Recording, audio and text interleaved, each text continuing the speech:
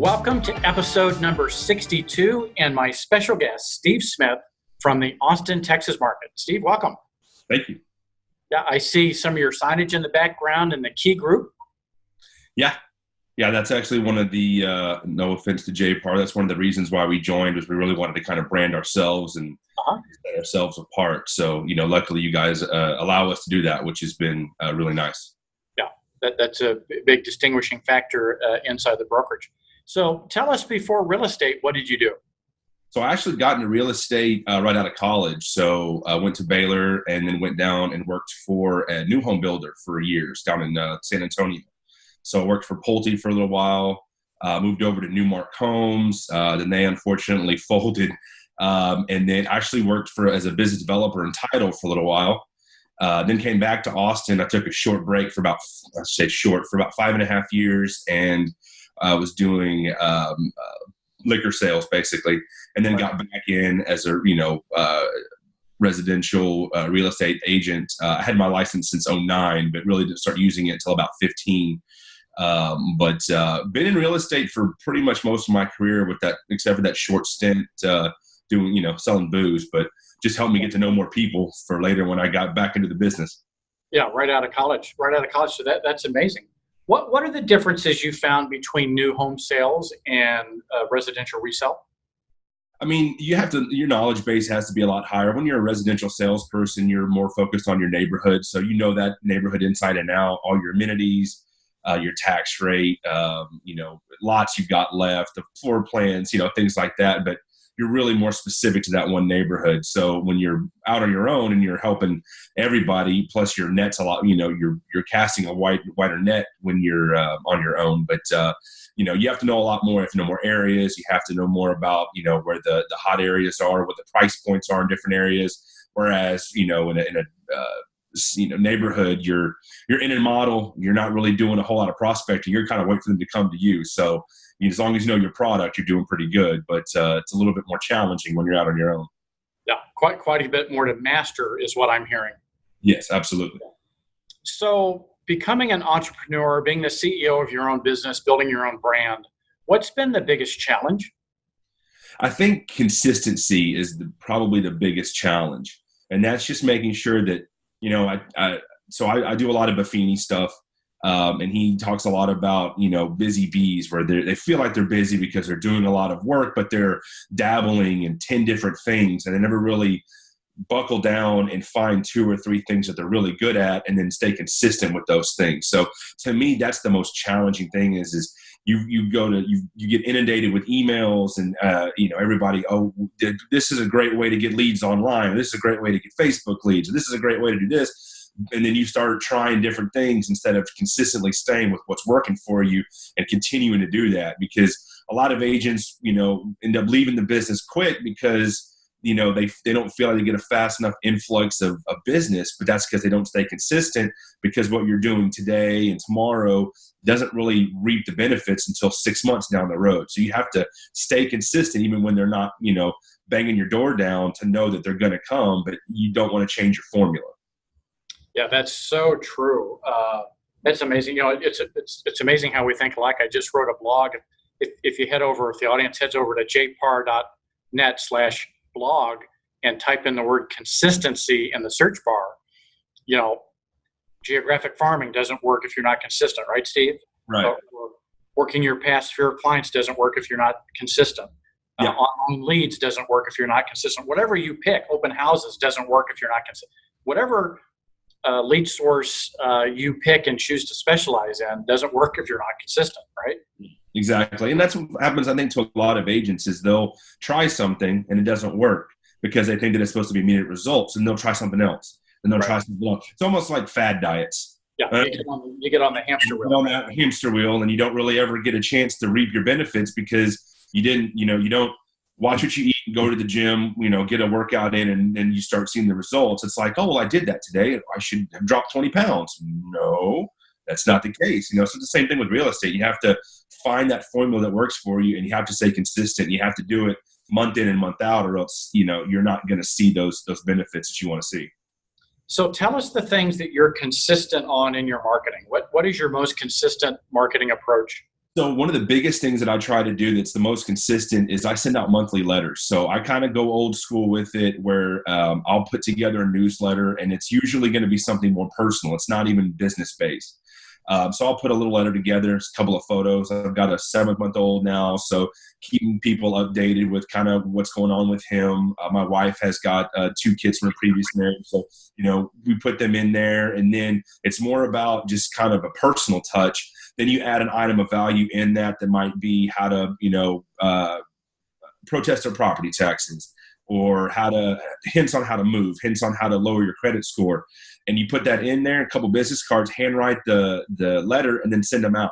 But I do that on a consistent monthly basis to where I've noticed before when I wasn't consistent with it and I missed a month or two, I had friends and family going, "Where was your letter? We didn't get your letter this month."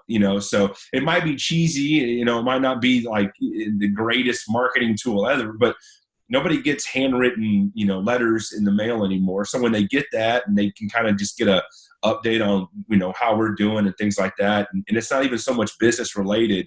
I think that helps just, keep it to a personal level, which is what I like to do with my business. Yeah. So what's the goal? What's the goal for 2019 and 2020? What are you driving towards?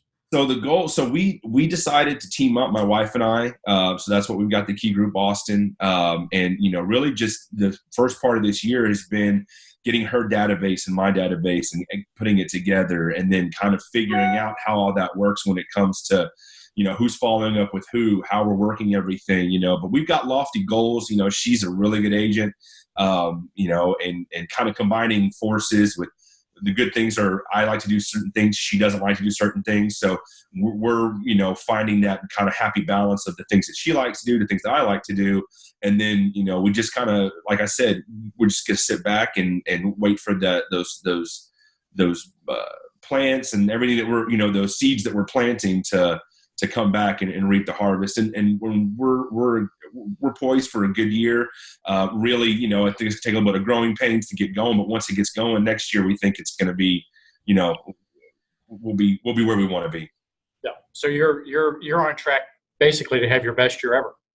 Yeah. I mean, we will. We'll definitely have a combined best year ever, for sure, by the end of this year.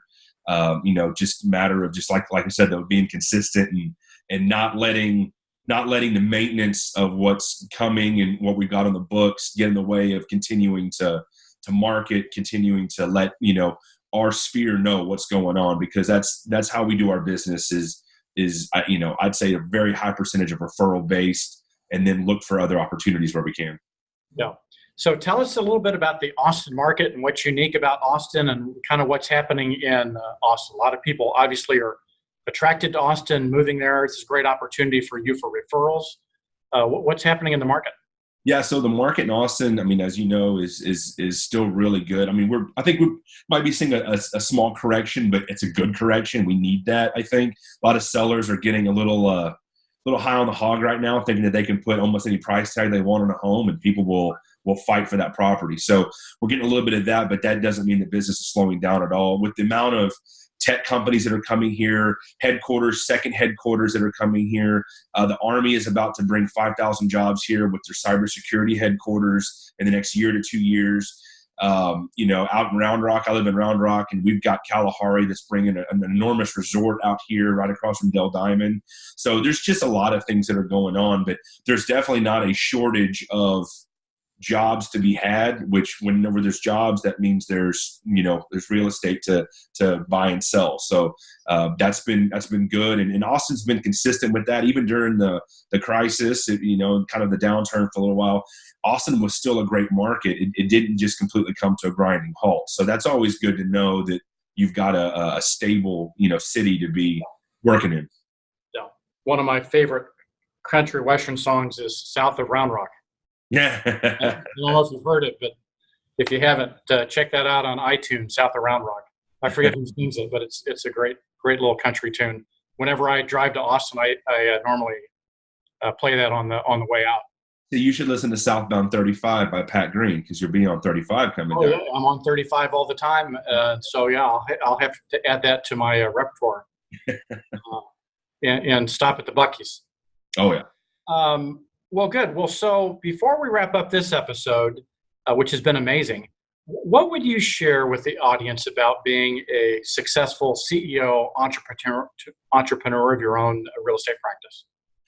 No, I mean, I don't want to beat a dead horse, but it comes back to consistency. It comes back to sticking with it. Don't stop doing what, you've got a lot of folks out there that are seasoned, that have been doing it for a long time. And if you talk to any of them, they'll tell you it's all about consistency. It's all about finding what you're good at. It doesn't matter what it is. I know folks that will hold two, kind of client appreciation parties every year, and that's all they do.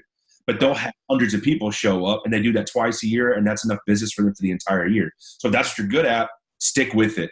Plan it. Be the best at that thing. Whatever you like doing. If you're good at cold calls, make cold calls. I can't stand cold calls. I don't like them. It's one of my Achilles heel. I just don't like doing them. So that's what my wife's for.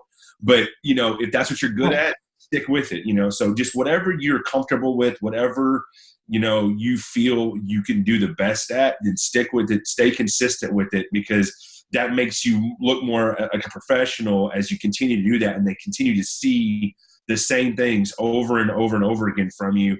They'll know that you're doing that, not only reaching out to them, and you're not even maybe even talking about real estate, but that will then in turn show them that that's how you do, your real estate business is you're consistent. You're going to follow up. You're going to make sure they know what's going on. You're not going to be an agent. Oh, I got the listing, so now I don't have to worry about talking to them again until we get a contract. No, I'm consistent. I'm going to continue to follow up with you, let you know what's going on.